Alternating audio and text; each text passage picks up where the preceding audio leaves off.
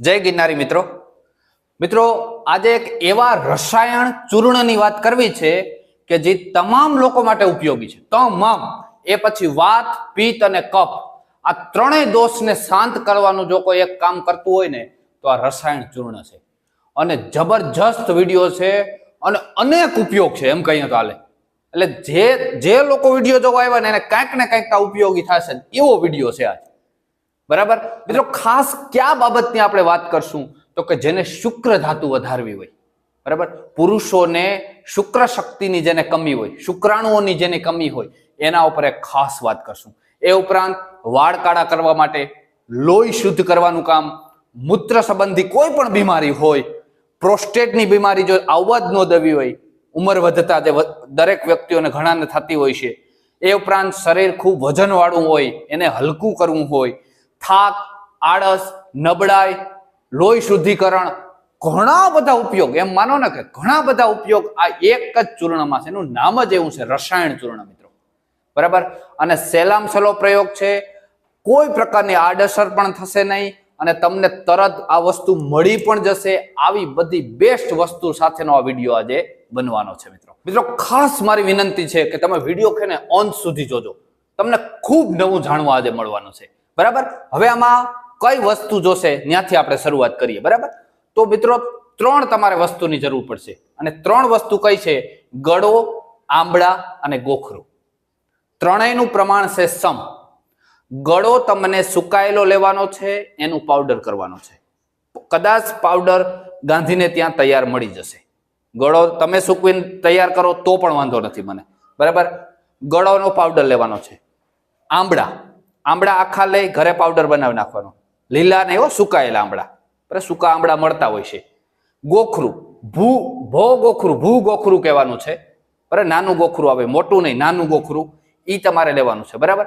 આ ત્રણેય દાખલા તરીકે 50-50 ગ્રામ લીધું તો ત્રણેય 50 સમ સરખું લઈ લેવાનું છે। પછી ત્રણેયનો પાવડર કરી ભેગું કરી લેવાનું એટલે આપણું રસાયણ ચૂર્ણ તૈયાર થઈ ગયું છે ને હેલું। બધી વસ્તુ તમને મળી પણ જાય। આનો સ્વભાવ કહી દઉં, ગળાનો સ્વભાવ ગરમ છે, એની પ્રકૃતિ, આંબળા અને ગોખરું એની પ્રકૃતિ ઠંડી છે, બરાબર। એટલે કોમ્બિનેશન પણ એવું છે, ઠંડુ અને ગરમ।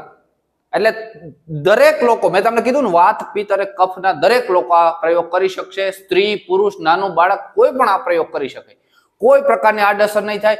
ગમે એટલી વાર તમે આનો પ્રયોગ, મતલબ લાંબો સમય તમે પ્રયોગ કરી શકો, 1 વર્ષ, 1.5 વર્ષ, 6 મહિના, જેને જેવો પ્રયોગ મજા આવે ત્યાં લગ્ન કરો, બરાબર। અને મોટી ઉંમરના વ્યક્તિ 45 ઉપર ટપી ગયા હોય એને તો હું તો એમ કહું કે દરરોજ લેવું જોઈએ અને સબૂત સાથે હો। તમને એનું કટિંગ પણ આપીશ, આપણા પ્રાચીન આયુર્વેદિક પુસ્તકોનું કટિંગ સાથે કે જો આ સબૂત એમાં આપ્યું છે, બરાબર, બધી માહિતી આજે મળશે। હવે આપણે એક પછી એક જોતા જઈએ કે પેલી વસ્તુ છે કે આ જે ચૂર્ણ છે એના કામ જોઈએ, શું કામ આવશે, કેવી રીતે ઉપયોગ કરવો, બરાબર।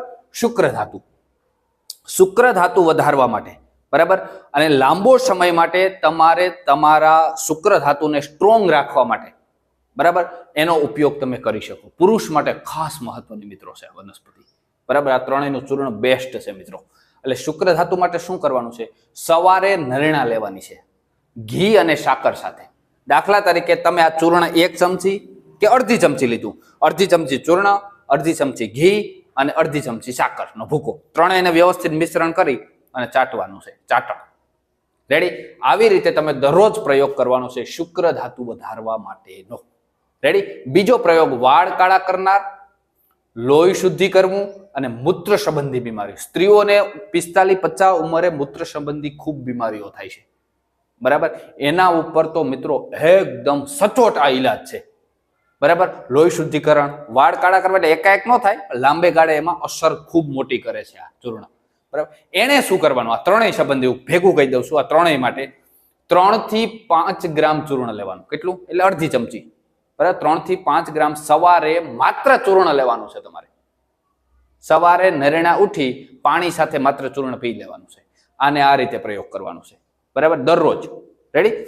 હવે આવે છે પ્રોસ્ટેટ બીમારી અને ઉંમર 45 ઉંમર વધતા દરેક વ્યક્તિએ આ રસાયણ ચૂર્ણ લેવું આ મારી ખાસ વિનંતી છે મિત્રો। એને કઈ રીતે લેવાનું? માત્ર ચૂર્ણ એને પણ લેવાનું છે, સવારે નરણા તમે માત્ર ચૂર્ણ લઈ શકો અથવા તો સવારે ન લેવું હોય તો રાતે લઈ શકો. ચૂર્ણ લીધા પછી 1.5 થી 2 કલાક કંઈ ખાવું પીવું નહીં. બરાબર. રાતે લેવું હોય તો જમી અને નિરાતે સુવા ટાણે તમે ગરમ પાણી સાથે લઈ શકો. બરાબર. આ પ્રોસ્ટેટ બીમારી તમને નહીં આવવાથી. એટલું જબરજસ્ત રસાયણ ચૂર્ણ છે. એ પછી આવે છે શરીરમાં ખૂબ વજનવાળું શરીર હોય એકદમ, એને શું કરવાનું છે, માત્ર ચૂર્ણ સવારે ગરમ પાણી સાથે લેવાનું છે.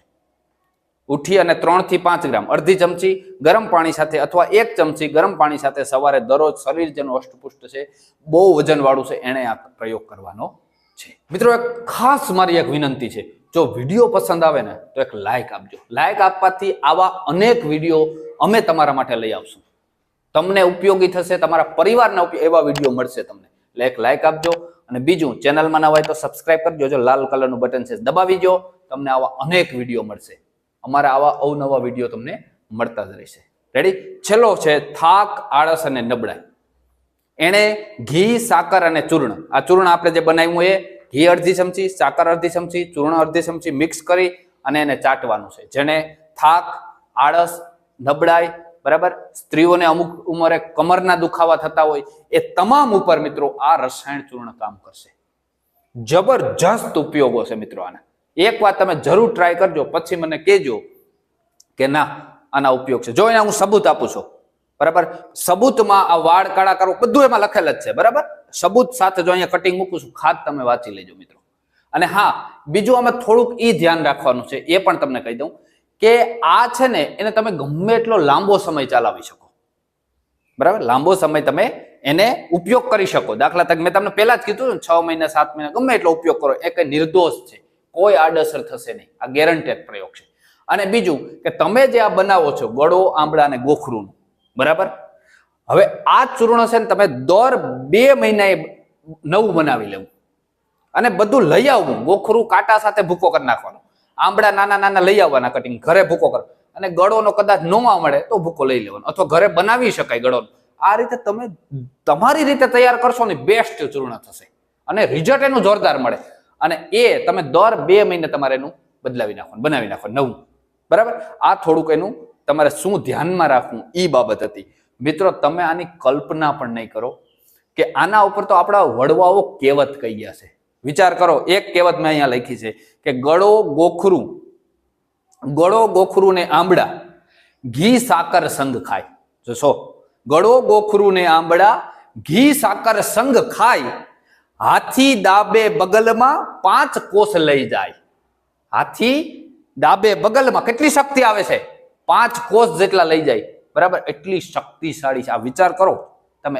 આવી કહેવતો, આવા દુહાઓ આપણા આયુર્વેદમાં આપેલા છે. તો વિચાર કરો આ રસાયણ ચૂર્ણ કેટલું બેસ્ટ હશે. બરાબર. એટલા માટે ખાસ આ વિડીયો આપણે બનાવ્યો છે. દરેક લોકો આનો પ્રયોગ જરૂરથી કરજો. વિનંતી એ છે કે જૂના વિડીયો ખાસ જોજો. ઘણા લોકો પૂછે છે કે આની બીમારીનો વિડીયો આપો, આની બીમારીનો, પણ જૂના વિડીયોમાં લગભગ બીમારીના વિડીયો આપ્યા છે. ખાસ વિનંતી, મિક્સ મસાલા આપણી ચેનલ લખેલી હોય ત્યાં ટચ કરશો ને એટલે બધા જૂના વિડીયો ખુલી જશે. બરાબર. એટલે જૂના વિડીયો જોજો. વિડીયો સારો લાગ્યો હોય કોઈને શેર કરજો, કોઈને જરૂર ઉપયોગી થશે. ત્યાં સુધી જય જવાન, જય કિસાન, જય આયુર્વેદ મિત્રો.